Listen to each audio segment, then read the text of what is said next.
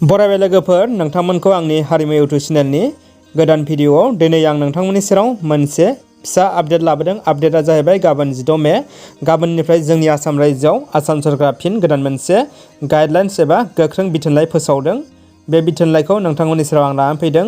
रायजोआव एबा जोंनि आसामाव सानफ्रामबो बांनो हमदों कर'ना भाइरासनि सन्देरनाया।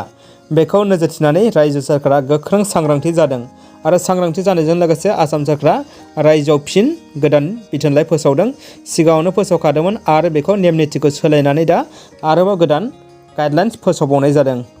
बे गाइडलाइन्सआव मा दं बिथोनलाइयाव मख'दों गाबोन 16 मेनिफ्राय रायजोनि गासै हाथाइ बाजार गला दखान फालांगियारि फसंथानफ्रा फुंबिलि 11 रिंगानिफ्रायनो बन्द थासिगोन आरो सानजौफुनि 12 रिंगानिफ्रायनो सुबुंफोरनि थांलाय फैलाय हान्था मेला मटर गारिनि खारनाय आरनाया गासिबो बन्द थागोन एबा कारफिउ सोलिगोन। फुंबिलिनिफ्राय जागायगोन आरो 11 रिंगानिफ्रायनो बन्द थागोन। बे गोदान बिथोनलाइखौ आसाम सरकारा फोसावबाय आरो साफ्रोमबो रायजो राजाफ्रा बे बिथोनखौ मानिनांसिगोन। मानोना जोंनि आसामाव कर'नाया सानफा एफा बांनो हमदों आरो इयुनाव जुदि गोख्रों बांलाङोबा जोंनि आसाम रायजोआ बेजों जुजिनो गोबां खस्थ' मोनगोन। बेनिखायनो जानो हागौ आसाम सरकारा बे गोख्रों बिथोनखौ फोसावदों। दा बेयो गाबोननिफ्रायनो नांसिगोन। दिनै बे बिथोनलाइखौ फोसावबाय। बेखिनिखौनो आं नोंथांमोननि सेराव आपडेट लाबोबाय लोगोफोर। गोजोन्थों।